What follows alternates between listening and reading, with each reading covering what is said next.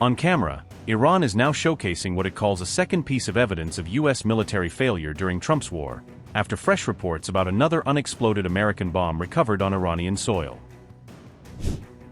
Iran says it neutralized an unexploded U.S. bunker buster after earlier publicizing the defusing of 3 American bombs, building a wider narrative of failed American strikes.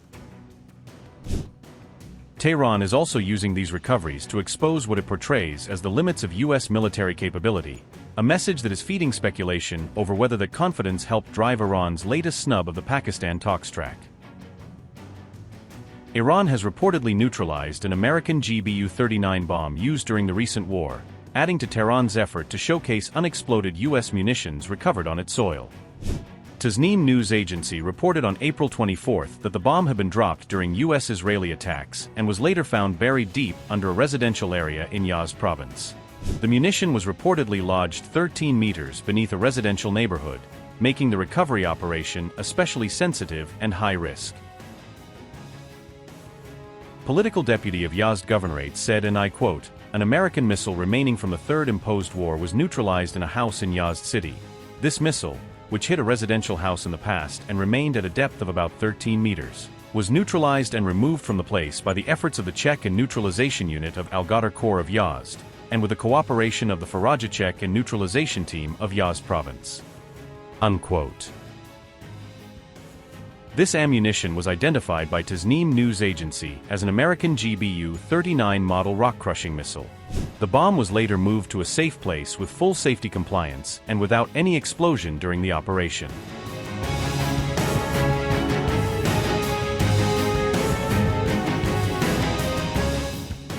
Iran's Press TV on April 21 released images it said showed unexploded American bombs recovered after U.S. strikes during the war.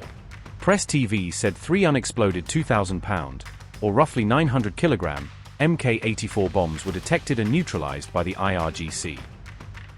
According to the report, the bombs were handled by the Detection and Neutralization Unit of the Lorstan branch of the IRGC. The munitions were presented as bombs apparently used by the U.S. military in strikes inside Iran during the conflict. The Mk-84 is a 2,000-pound class general-purpose, low-drag aerial bomb widely associated with the U.S. arsenal. It is part of the Mark 80 series and is designed to deliver blast, fragmentation, and penetration effects. U.S.-made Mk-84 is a general-purpose free-fall aircraft bomb widely used in airstrike operations. The Mk-84 has a nominal weight of 2,000 pounds, or about 907 kilograms, making it one of the heaviest standard unguided bombs in its class. Its actual weight can vary slightly, ranging from roughly 1,972 to 2,083 pounds depending on configuration. The bomb carries around 945 pounds, or 429 kilograms, of tritonal explosive fill designed for heavy blast impact. In its basic version, the -84 Malawian Quachars is unguided, though it can be fitted into precision-guided bomb kits for more accurate strikes.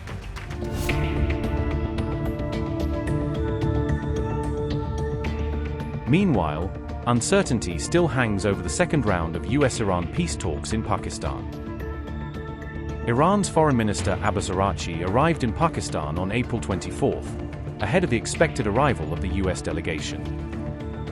However, Araghchi ruled out any direct talks with the US side during that visit, dealing a fresh setback to Trump's diplomacy push.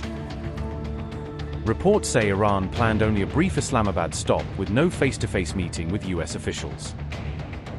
Araghchi met Pakistani officials including Foreign Minister Ishaq Dar, and Iranian messaging said the visit focused on bilateral and regional issues rather than nuclear negotiations with Washington. An Iranian lawmaker and official messaging indicated that no nuclear talks with the United States were scheduled after the Araghchi-Dar meeting. Iran's top diplomat was also expected to leave Pakistan before Steve Witkoff and Jared Kushner arrived for the US side of the talks. On April 24, the White House confirmed it was sending envoys to Pakistan for talks, naming Steve Witkoff and Jared Kushner as the American representatives. It was made to send Steve Witkoff and Jared Kushner to Pakistan at this point, given that there had been questions about the sincerity of Iran engaging in talks. Does this indicate that you have a better understanding of who's in charge, kind of which faction is leading that country? Well, look, As you know, and I spoke about it earlier this week, the president was flexible in granting an extension of the ceasefire throughout this time. The president has decided to dispatch Special Envoy Witkoff and Jared Kushner back to Islamabad. The Iranians want to talk. They want to talk in person. And so the president is, as I've said many, many times to all of you, always willing to give diplomacy a chance. So Steve and Jared will be heading to Pakistan tomorrow to hear the Iranians out. We hope progress will be made, and we hope that positive developments will come from this meeting, and we will see. And the president, the vice president, the secretary of state will be waiting here in the United States for updates, and the vice president, I understand, is on standby and will be willing to dispatch to Pakistan if we feel it's a necessary use of his time. Go ahead, Kristen. The first one on Iran. With this group going, does that mean that the United States has gotten any kind of unified proposal from Iran, or are they going over there without any proposal from the Iranians? We've certainly seen some progress from the Iranian side in the last couple of days. Again, the president has made the decision to send Stephen Jared to hear the Iranians out. And so we'll see what they have to say this weekend. Second question on Kash Patel. Does the president still have full confidence in Kash Patel to lead the FBI? The president does still have confidence in the FBI director and in our law and order team to do what they've been doing so well over the course of the last year and a half. As you know, Kristen, and I wish more people would cover it, the crime rates in this country have completely plummeted. We're at a 125-year low in murder rates across this country. You look at what's happened in Washington, D.C., new numbers released. Murders are down nearly 60% in our nation's capital, which is something I know as all of us live here, we can be very grateful for. So the president is grateful for the efforts of the great men and women of the FBI who are help making this happen. Karen, go ahead. Sure. Did the president sign off on that? What was his involvement, and why now after ratcheting up some of the rhetoric around that earlier this week? As you saw, Judge Jeanine Pirro, or former Judge Jeanine, U.S. Attorney Jeanine now, put out a statement saying that the case is not necessarily dropped. It's just being moved over to the Inspector General, who has critical tools at their disposal to continue to look into the financial mismanagement at the Fed. This has obviously been a priority for the president. If you drive by the Fed building, the president has a point. This is a project that's been going on for a very long time. It's costing taxpayers billions of dollars, and I think it's in the best interest of the taxpayer to get to the bottom of it. So the investigation still continues. It's just under a different authority, and that's what you'll continue to see. Not to my knowledge. I don't know if the White House Legislative Affairs shop was in touch with the senator, but as we've always maintained, Senator Tillis should do the right thing and move to confirm Kevin Warsh as speedily as possible. He is a phenomenal candidate to lead the Fed, and we shouldn't be holding our nation's economy hostage because of a disagreement with the Department of Justice. Go ahead, Benny. Can you share with us what led to this reclassification of the marijuana that the president just did the other day? There's a lot of stuff on social media, like a lot of GOP isn't supportive of this, but I was just wondering if you could share kind of the process of what was behind this. Sure.